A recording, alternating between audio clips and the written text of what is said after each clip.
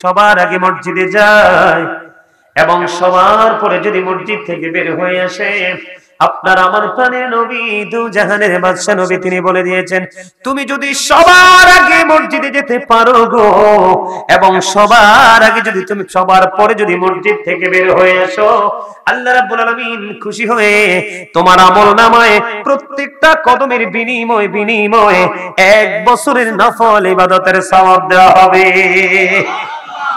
সুবহানাল্লাহ। মজা হয় নাই? মানে শুরুতে আপনাদের আল্লাহ আল্লাহ জিকিরটা যেমন মজা হয়েছে, সেই তুলনায় এই সুবহানাল্লাহটা মজা হয় নাই। খাবারে লবণ না দিলে খাবার স্বাদ হয় না, স্বাদ না হইলে কিন্তু খাবার খাওয়া যায় না। ঠিক তেমনি ভাবে আল্লাহ আল্লাহ রাসূলের প্রেমিক হতে না পারলে কখনোই কিন্তু আপনার আমার কাছে আমলটা মজা লাগবে না। আমলটা যদি মজা না লাগে তাহলে আমল করতে মন চাইবে না। কথা বলেন ঠিক না? ঠিক। আর যারা বলেন, আমি আপনাকে এক্সাম্পল স্বরূপ দিতে চাই বন্ধু। আপনার এই মসজিদ থেকে আপনার বাড়ি পৌঁছাইতে 50টা কদম লাগবে। কয়টা? 50টা কদম লাগবে। আপনার এই 50টা কদমের বিনিময়ে 50,000 বছরের ইবাদতের সওয়াব দেওয়া হবে, শুধুমাত্র সবার আগে আসা এবং সবার পরে বের হয়ে যাওয়ার কারণে। বলে হুজুর, এখানটার মধ্যে রহস্যটা কি? যেই ব্যক্তিটা সবার আগে আসে তার ঈমানটা টেকসই, এবং যেই ব্যক্তি সবার আগে মসজিদে যেতে চায়, পবিত্র কাজে নিজেকে ইনভলভ করতে চায়, আপনাকে ভুলে গেলে চলবে না, ওই মানুষটার মধ্যে তাকওয়া আছে, টেকসই তাকওয়া। কি আছে? প্রেম আছে শক্ত, ভয় আছে অনেক বিকট। এই কারণে তার মধ্যে প্রতিযোগিতা চলে আসে, আমি সবার আগে মসজিদে যাব এবং সবার পরে আমি মসজিদ থেকে বের হব। জোরে জোরে কন্যা সুবহানাল্লাহ। আর একটু মহব্বতে পড়ুন সুবহানাল্লাহ। বন্ধুরে আমার, মজাটা আপনাকে আগে নিতে হবে। আল্লাহ রাব্বুল আলামিন ডেকে ডেকে বলে, হাবিব আপনি আপনার উম্মতগুলোকে জানিয়ে দেন, আমি আল্লাহ কথা দিলাম তার ঈমান এবং তার তাকওয়ার কারণে আমি আল্লাহ তার আগে আসা এবং সবার পরে রিল্যাক্স মোডে ধীর স্থিরে মসজিদ থেকে বের হয়ে গেল। আমি তার নামাজ রোজা ইবাদত বন্দেগীর যত সওয়াব আছে সব সওয়াবের পরেও আমি মসজিদ থেকে যখন বের হয়ে তার বাড়ির দিকে রওনা দিবে, একটা কদম দিলে 1 বছরের ইবাদতের সওয়াব, 2টা কদম দিলে 2 বছরের ইবাদতের সওয়াব। তার মানে যেই ব্যক্তি যত দূর থেকে আসবে তার আমলের পাওয়ারটাও তত বড় হবে। তাহলে এই মসজিদে আসা যাওয়ার দরকার আছে না নাই? আরো জোরে বলেন। এই মসজিদে আসতে হলে, যাইতে হলে, যেমন আমার এলাকার মধ্যে বন্ধু, আমি একটা মসজিদ আল্লাহ আমাকে দিয়ে করাইছে, মাত্র 5 মাসে কমপ্লিট করেছি। কয় মাস? 32 বছরের পুরনো মসজিদ ভেঙে চুরে পড়ছে। এক একজন বড় বড় বিল্ডিং বানাচ্ছে ফাউন্ডেশন দিয়ে, কিন্তু মসজিদে 10টা টাকা দেওয়ার মতো কেউ নেই। তখন 32 বছর পরে আমি এবার মাত্র 5 মাস, গত জানুয়ারি, এই জানুয়ারির 5 তারিখে 1 বছর পূর্ণ হবে।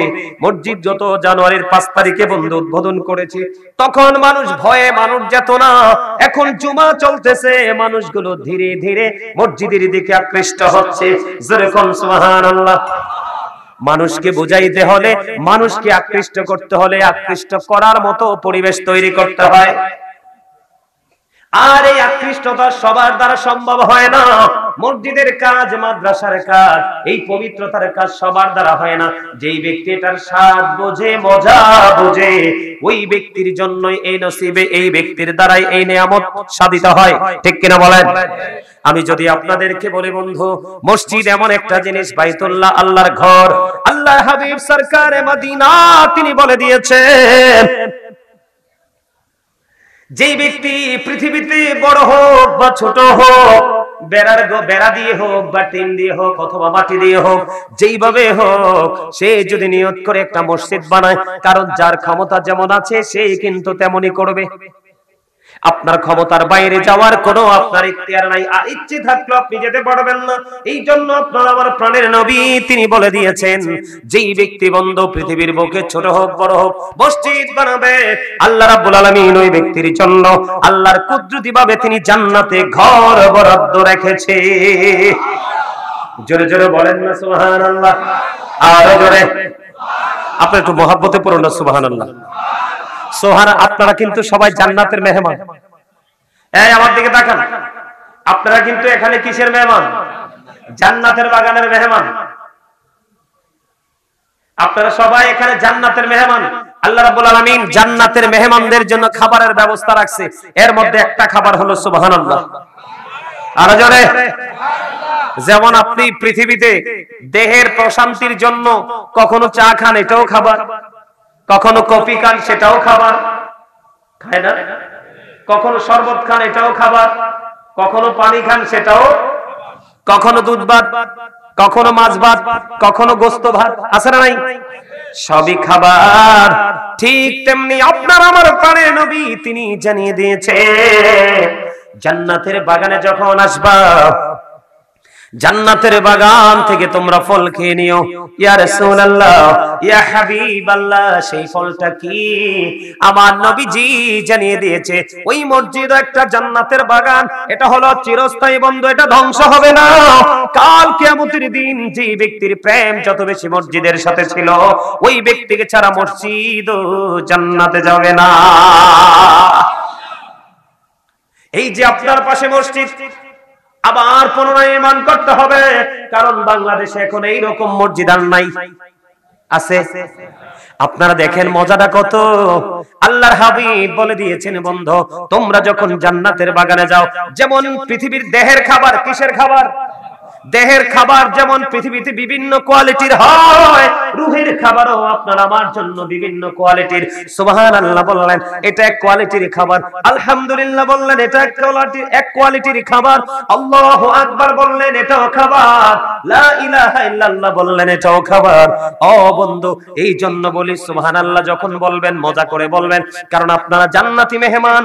যেহেতু রাতের বেলা জান্নাতের বাগানে এসেছেন, এটা হলো আপনাদের রাতের ডিনার। সুবহানাল্লাহ বলে না? এটা আমার কথা নয়, এটা রাসূলের কথা, হাদিস শরীফের কথা বন্ধু।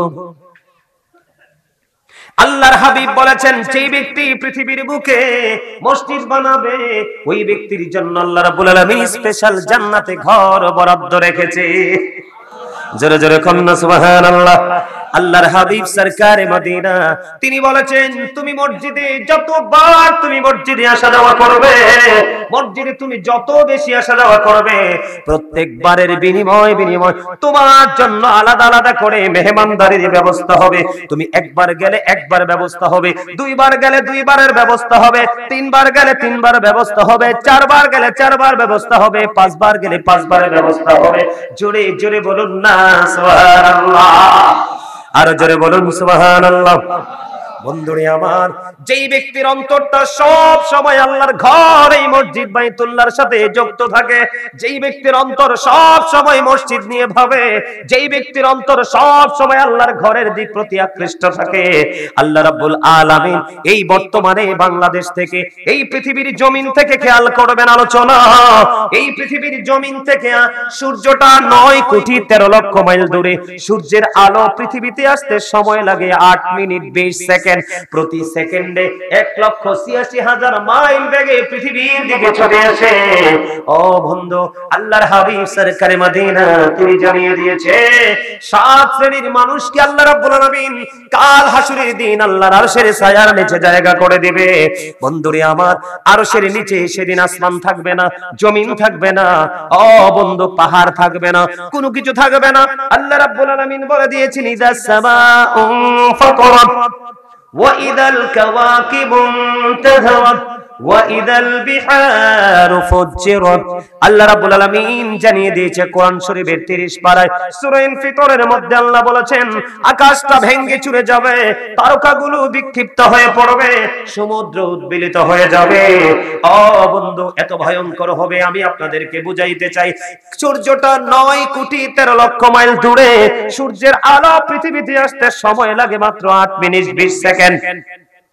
প্রতি সেকেন্ডে 1,86,000 মাইল বেগে আসে। আমি আপনাদেরকে কি বুঝাই একটু খেয়াল করবেন। অনেক বেশি আবরণ ভেদ করে পৃথিবীর দিকে ছুটে আসে। আমরা সূর্যের তাপ সহ্য করতে পারি না। কাল হাসরের দিন মাত্র 1.5 হাত উপরে থাকবে সূর্যটা, রুদ্রের তাপে, সূর্যের তাপে বন্ধু মানুষের ঘাম শরীর বোমের মতো গলতে থাকবে, ঘামতে থাকবে, দুর্গন্ধময় পরিবেশ হয়ে যাবে। আল্লাহর হাবিব জানিয়ে দিয়েছে, আল্লাহ রাব্বুল আলামিন বলেছেন, হাবিব আপনি আপনার আমার উম্মতগুলোকে, আমার বান্দাগুলোকে খবর আপনি জানিয়ে দেন। আমি আল্লাহ কথা দিলাম, ওই যেই যুবকটা, যেই বৃদ্ধটা, যেই বৃদ্ধাটা আল্লাহর ঘর, আমার ঘর বাইতুল্লাহর সাথে তার অন্তরটাকে লাগায় রাখছে, সব সময় বাইতুল্লাহ নিয়ে ভেবেছে, আমি আল্লাহ কাল হাসুরের দিন আরশের ছায়ার নিচে জায়গা করে দিব। জোরে জোরে বলুন না সুবহানাল্লাহ। তাহলে মসজিদে আসা যাওয়া করলে লাভ না লস? মসজিদে কাজ করলে লাভ না লস? এটা আপনারা বুঝেননি? 10-এর লাঠি। ওই আমি আপনাদেরকে বললাম বন্ধু, যেই ব্যক্তি সাত পায় সেই ব্যক্তি সেই কাজ করে।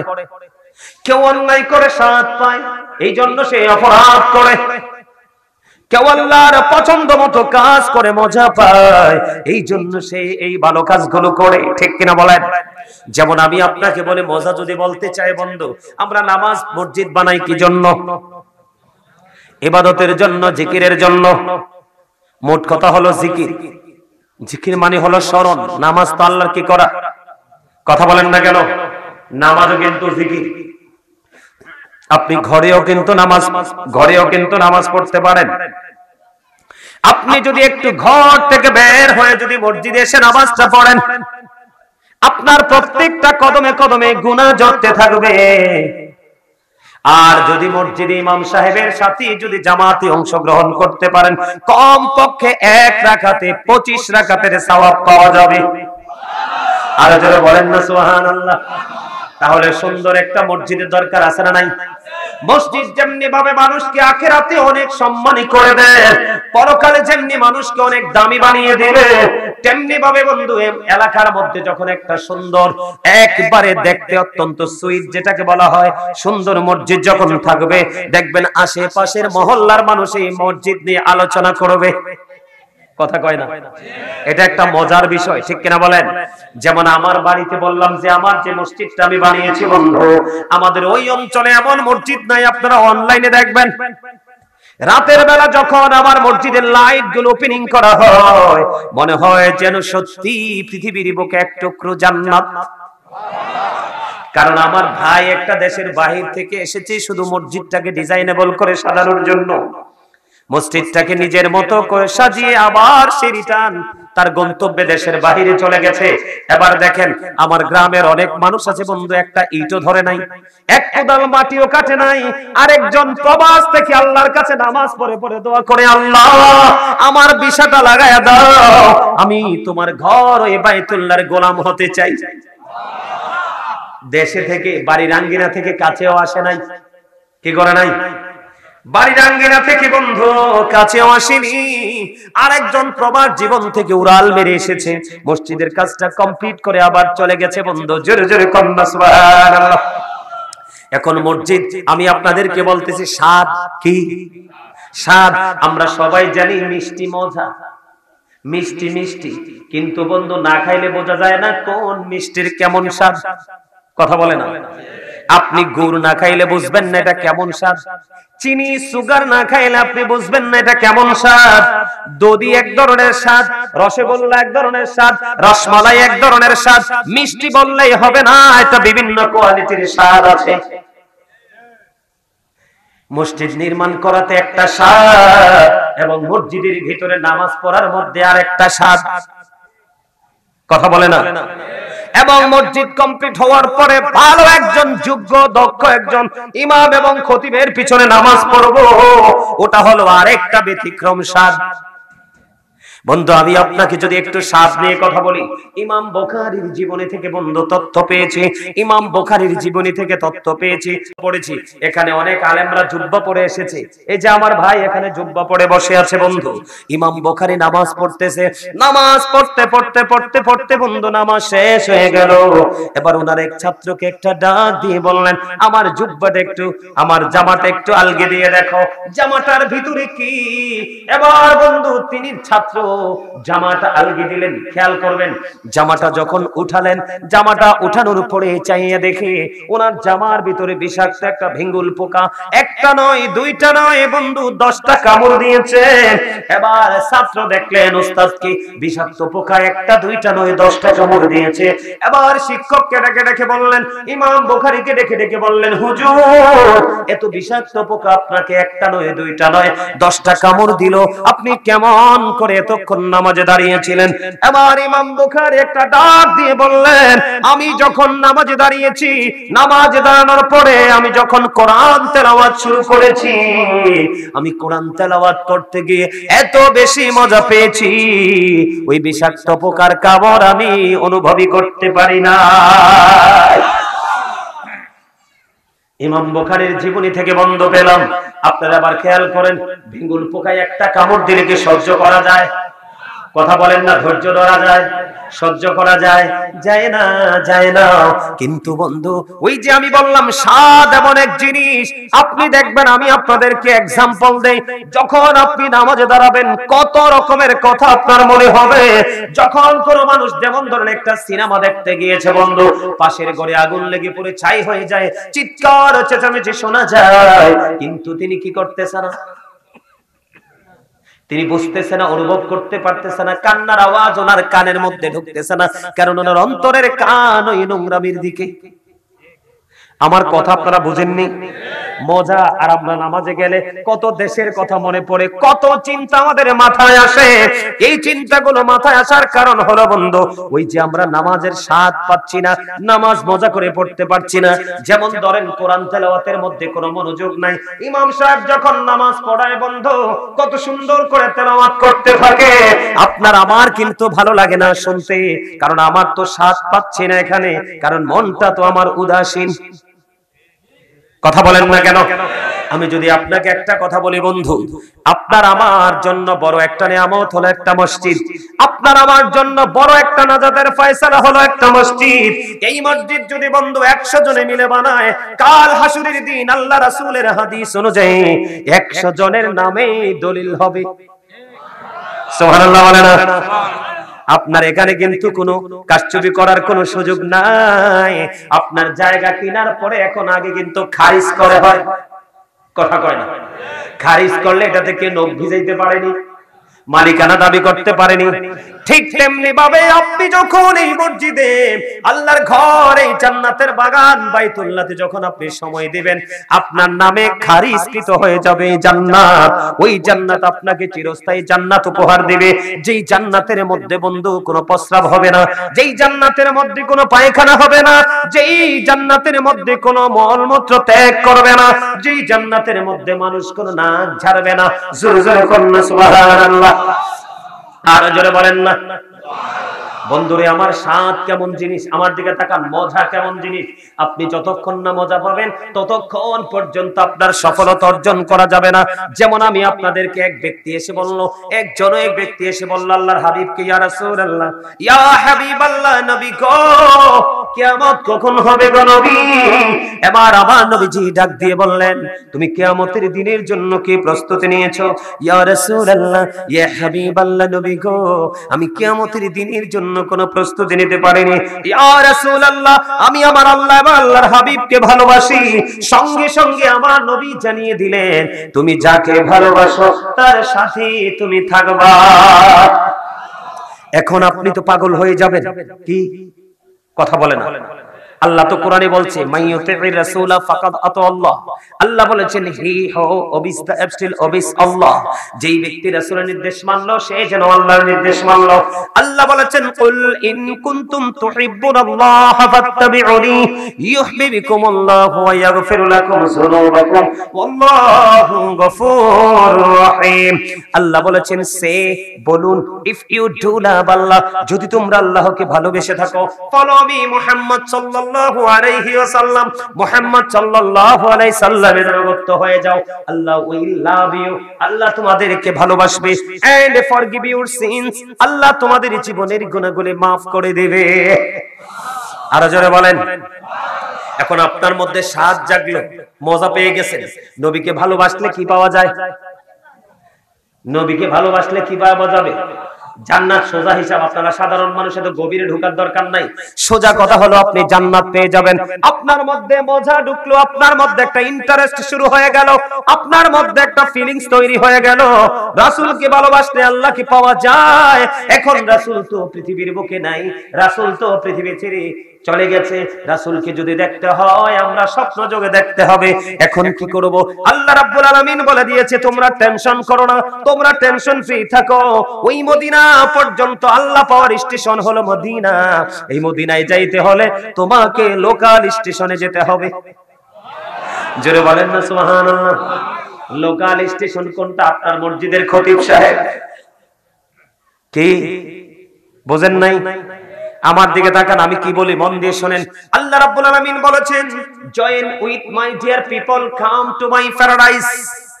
আল্লাহ বলেছেন ফাদখুলি ফি ইবাদি ওয়াদখুলি জান্নাতি।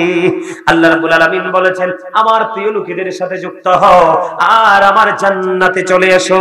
বলো হুজুর প্রিয় লোক বলতে আল্লাহ রাব্বুল আলামিন বলেছেন ইয়া আইয়ুহাল্লাযীনা আমানুত্তাকুল্লাহা ওয়াবতাগু ইলাইহি নসিলা। আল্লাহ বলেছেন হে ইমানদারগণ তোমরা আমাকে ভয় করো এবং আল্লাহ রাব্বুল আলামিনকে পাওয়ার জন্য উসিলা খোঁজো। হুজুর উসিলাটাকে আল্লাহ বলেছেন আইয়ুহাল্লাযীনা আমানুত্তাকুল্লাহা ওয়া কুনু মা'আস সাদিকিন। আল্লাহ রাব্বুল আলামিন বলেছেন তোমরা আমাকে ভয় করো, ঈমানদাররা তোমরা আমাকে ভয় করো এবং সত্যবাদীদের অন্তর্ভুক্ত হয়ে যাও।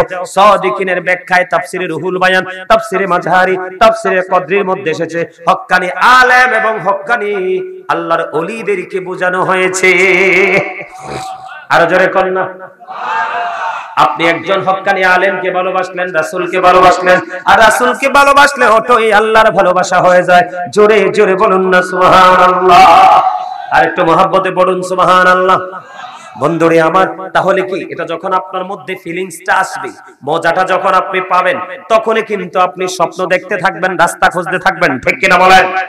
আমি আপনাদেরকে গুরুত্বপূর্ণ আরেকটা মেসেজ দেব।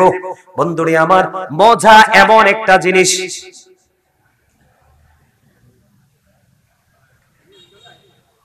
স্বাদ এমন একটা জিনিস, মজা এমন একটা জিনিস।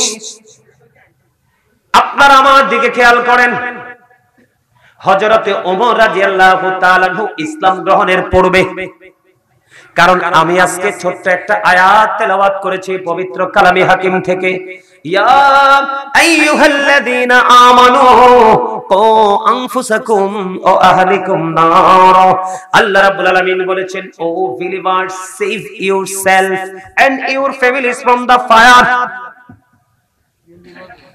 আল্লাহ রাব্বুল আলামিন ঈমানদারদেরকে ডেকে বলেছে মুমিন তুমি জাহান্নাম থেকে বাঁচো এবং তোমার পরিবারকেও জাহান্নাম থেকে বাঁচাও।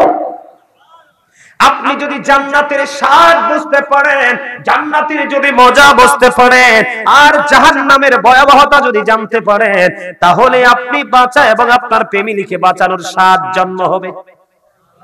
কথা বলে না? যদি আপনি জানতে না পারেন, মজা বুঝতে পারেন, নেগেটিভ এন্ড পজিটিভ কে আইডেন্টিফাই করতে না পারেন, ডিসটেন্স যদি আপনি তৈরি করতে না পারেন, গ্যাপ যদি আপনি তৈরি করতে না পারেন, ভালো এবং মন্দের মাঝে কখনোই আপনার জীবনে সফলতা সম্ভব না।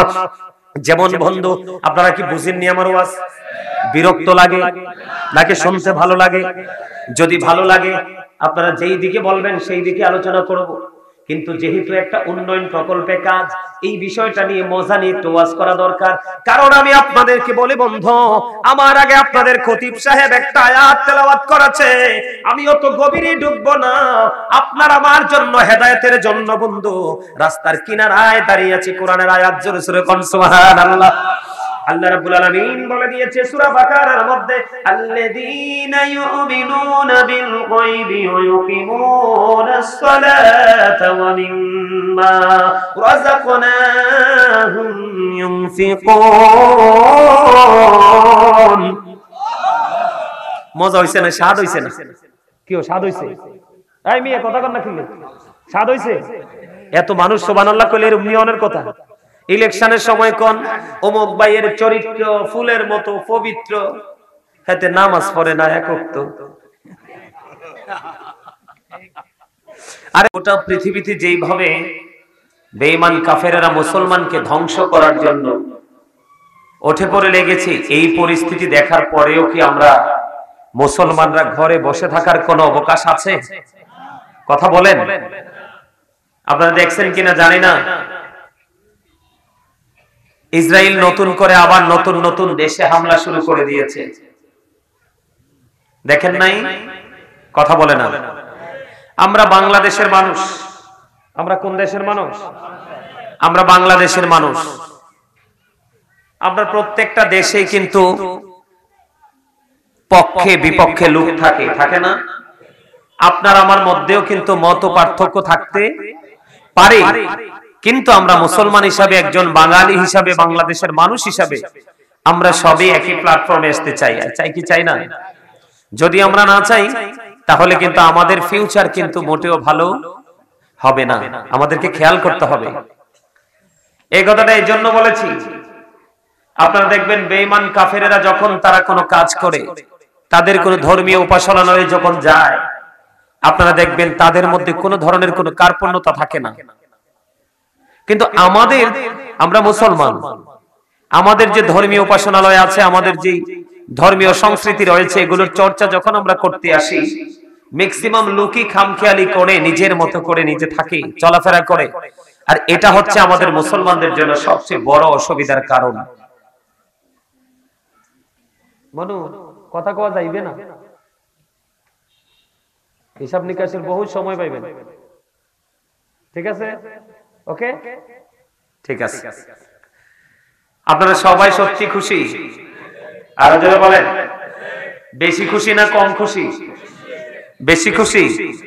বেশি খুশি যারা আল্লাহ আল্লাহ রাসূলের গোলামি করতে গিয়ে বেশি খুশি হয়, আল্লাহ এবং আল্লাহর হাবিবও তাদের প্রতি বেশি খুশি থাকে। এবং রাসূল বলেছেন সবচেয়ে বড় ভয়ঙ্কর যে জায়গা কাল হাসরের ময়দান। যারা এই পৃথিবীতে বেশি খুশি, কাল হাসরের ময়দানে রাসূলকে তারা খুব বেশি কাছে পাবে। এই আপনারা এখানে উপস্থিতি কম, তাতে আমার বিন্দু পরিমাণ কোনো দুঃখ নেই। কারণ অসংখ্য অগণিত অমনোযোগী উপস্থিতির চাইতে মনোযোগী উপস্থিতি, প্রেমিক উপস্থিতি, মুষ্টিবয় কয়েকজন অনেক বেটার। কি বলেন? হ্যাঁ, ঠিক না?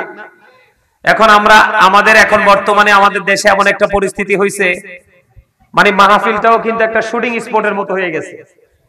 বিতর্কিত, সমালোচিত এবং ইসলাম বিরোধী সমাজের মধ্যে ফিতনা, ফাসাদ, সমালোচনা যে বক্তব্য সৃষ্টি করে, ওই বক্তাদের পিছনে মানুষ বেশি ছোটে। এটা কিন্তু আমরা মুসলমান হিসাবে আমাদের জন্য অত্যন্ত লজ্জাজনক, অত্যন্ত কলঙ্কজনক। এটা কি মাইকের জন্য দিছেন? কামরা? ওরে বাবা রে, কামরা। আমার কথা আপনারা বুঝেন? আমি কিন্তু আপনাদের কাছে ওয়াজ করতে আসছি আজকে। আপনারা কি ওয়াজ শুনবেন? সবাই মন দিয়ে, নাকি মন দিয়ে শুনবেন? ঠিক আছে, তাইলে মন দিয়ে শুনলে আমি আপনাদের কাছে মন দিয়ে শোনার মতো আলোচনা করতে প্রস্তুত আছি। আপনারা সবাই মনোযোগ দিয়ে শুনবেন, হ্যাঁ? কারণ একটা হচ্ছে শুধু খাবার খাওয়া, আর একটা হচ্ছে খাওয়ার মতো খাওয়া। এই খাওয়ার মতো খাওয়া জিনিসটা হচ্ছে স্বাদের সাথে খাওয়া। কি? একটা হচ্ছে জাস্ট পেটে খিদা লাগলো, খেয়ে ফেললাম, পেটের খিদাকে মিটিয়ে দিলাম। আরেকটা হলো পরিপূর্ণ স্বাদ, মজা লাগছে, খেয়েছি, এটা হচ্ছে খাওয়ার মতো খাওয়া। এবার অল্প খানার বেশি খান। ঠিক ঠিক পবিত্র কাজ যেগুলো আমরা যখন দিনের কাজ করব, মসজিদে যাব, মাদ্রাসায় যাব, এরকম মাহফিলে আসব, তখনও কিন্তু আমরা এখানে কি করব? আমল করব, বসবো, কিন্তু বসার মতো বসবো। তাই তো? ওমা কথা বলেন না। আপনাদের জিকির কিন্তু খুব চমৎকার ছিল। আমি কিন্তু অনেক জায়গায় জিকির করতে গেলে জিকির ছেড়ে দেই, মুসল্লিরা জিকির করতে জানে না, কিন্তু আপনাদের জিকির করার ধরনটা অসাধারণ ছিল। তা আমি বিশ্বাস করি আপনারা এত সুন্দর করে জিকির করেছেন, আমি বিশ্বাস করি আপনারা অনেক সুন্দর করে আলোচনাটাও শুনবেন। আমি সকলকে বিনীতভাবে অনুরোধ করব, এই মাহফিলটা কিন্তু প্রতিদিন হয় না। হয়? প্রত্যেকটা এরিয়াতে বছরে একদিন হয়, এটা অনেক কাঙ্ক্ষিত একটা নিয়ামত, অনেক কাঙ্ক্ষিত একটা জিনিস। যারা ওই যে বললাম খাওয়া একটা, আর একটা হচ্ছে খাওয়ার মতো খাওয়া। কথা বুঝে আসছে? তা আমি এই জন্য আপনাদেরকে বলবো,